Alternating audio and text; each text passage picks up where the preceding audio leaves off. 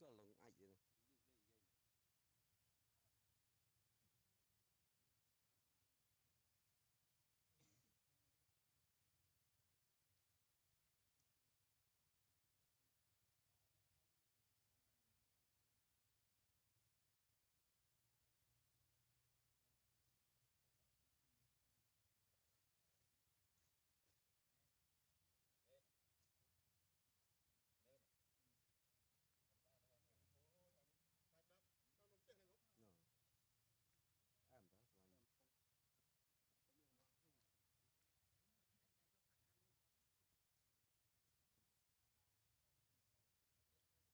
là vài kiên nó bong nên xoay nhom thì nhom cặp đâm cho đòi việc kia nó bong về xoay là cột lỏng nè chỉ lan mau khơi như việc lẽ nhom chụp lan rồi mà nha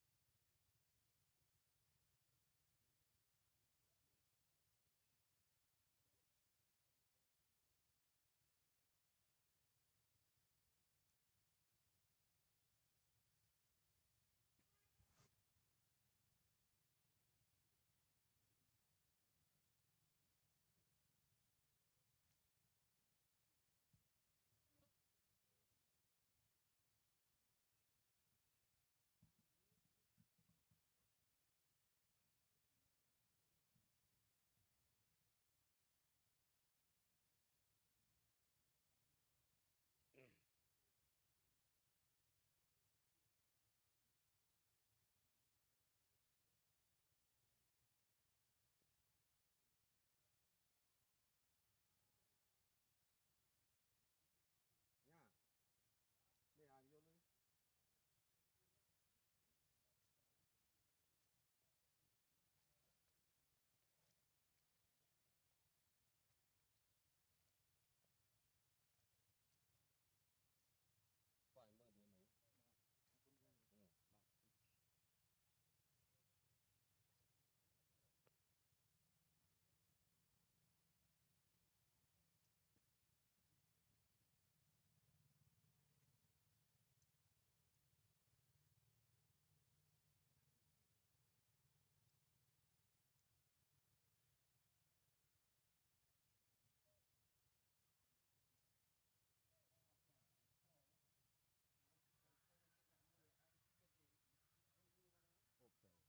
vô đi phải mơ đi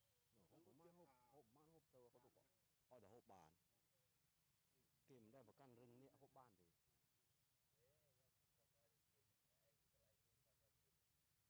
thì nịa đẹp và căn hộp bàn nó bàn kỳ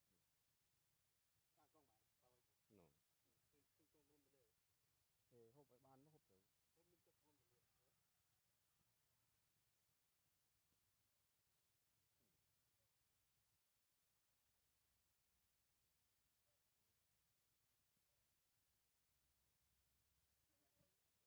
con ghê họ có si bộ ai si mò anh om chết tích vậy bên là